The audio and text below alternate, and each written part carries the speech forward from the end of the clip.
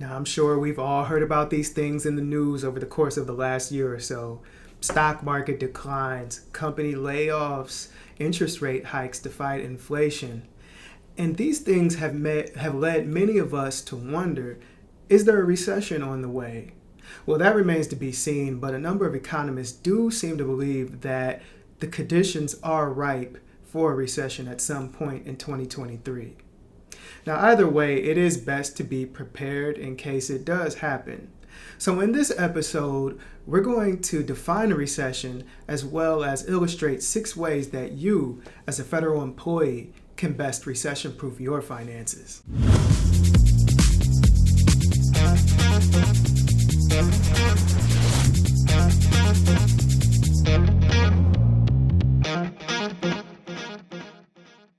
Now, many of you may notice there's a new face in the place, well, in this case, on the channel.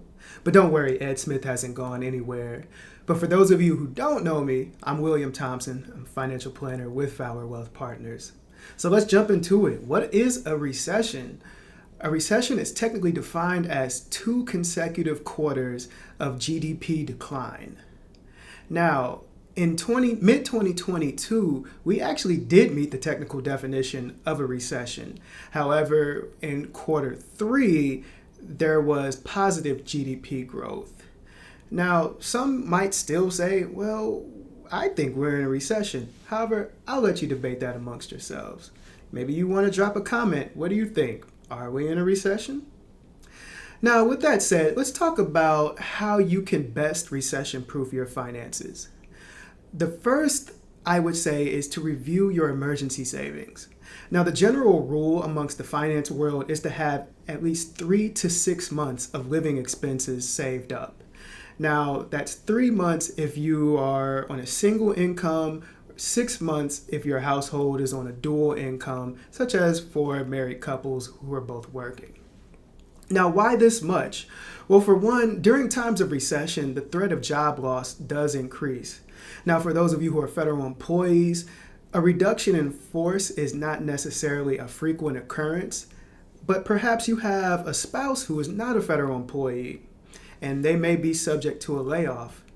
How long might their unemployment last? And during those times, unforeseen expenses do still pop up. The car breaks down, the house may need a new roof, or what have you.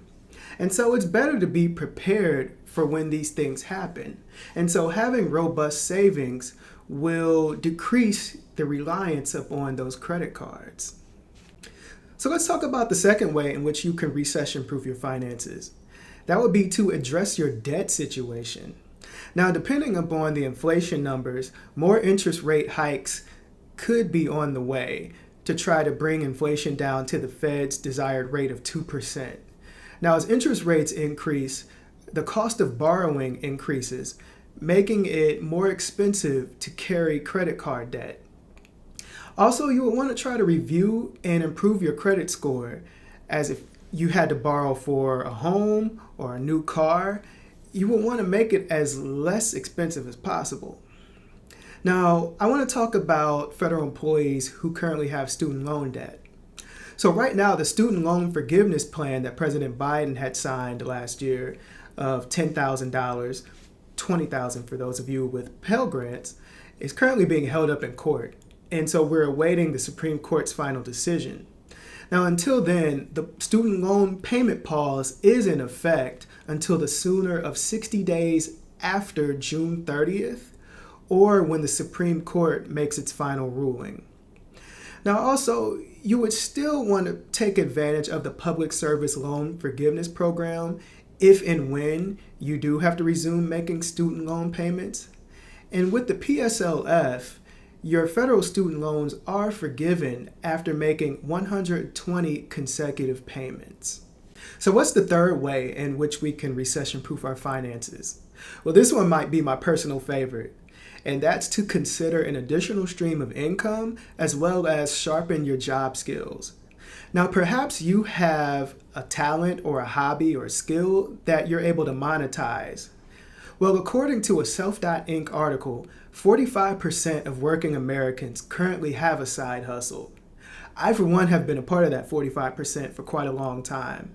I've been able to leverage my skills and talents as a musician to make additional income for taking a vacation, as well as paying down debt. Now, having an additional income could serve as a buffer against job loss, help to pay down debt faster, as I spoke of earlier, as well as boost your savings and investments. It may also provide an escape against the constant negativity in the media and job stresses during times of recession. Now, for those of you who are federal employees who are considering a side hustle, just make sure that you clear it with your agency so that you're not operating in a conflict of interest. So let's go into the fourth way in which we can recession-proof our finances. That's to review our asset allocation. Now, a Motley Fool study found that the average decline in the S&P 500 during post-World War II recessions is 29%. Now, let me ask you a few questions. Are you invested too aggressively? How's your TSP looking? Is it all in the S fund, the S, the I, all in the G fund? Is your asset allocation across your TSP as well as any other investment accounts such as a taxable brokerage or IRAs, is that conducive to reaching your financial goals? If you don't have a clear-cut answer to these questions, perhaps sitting down with a financial planner can help provide you with some clarity on this issue. Reason number 5. Let's take a look at your federal employee benefits. So let me ask you, are you paying too much for FEHB? I ask that because often the high deductible health plan options are not taken advantage of enough. Now, the high deductible health plans may be best for those who are a bit younger, healthier, and have lighter healthcare usage. And there are many benefits such as lower premiums, as well as the ability to contribute to the HSA, also known as the Health Savings Account. And with the Health Savings Account, you have the ability to reap tax-free earnings as well as have tax-free withdrawals for qualified medical expenses. And then once you reach age 65, you can use the HSA for anything. But just know that you will have to pay taxes on those withdrawals. Now, we often see with some of our clients is that they're overpaying for dental insurance and not necessarily getting the full value for what they're paying for. So when open season rolls around in November, some consideration could be given to making changes for the upcoming year. And so we come to the sixth and final way in which you can recession-proof your finances, and that's to stop, breathe, and assess. Now, if we can recall back to 2008 and 2009, there was nothing but doom and gloom in the media 24/7. Now, all of this negativity in the media and the coverage of the negative stock market performance may cause someone to make irrational decisions or quite possibly do nothing out of fear. This is a good time to consider hiring a professional, as a financial planner can help you to navigate these uncertain times. And always remember, you're in it for the long term. Recessions come and the recessions go. There's always this economic cycle. And so you're in it for the long term, and hey, we're here to help you. So we hope you liked this video. Feel free to leave a comment and subscribe. And we look forward to seeing you on the next one. Have a good one.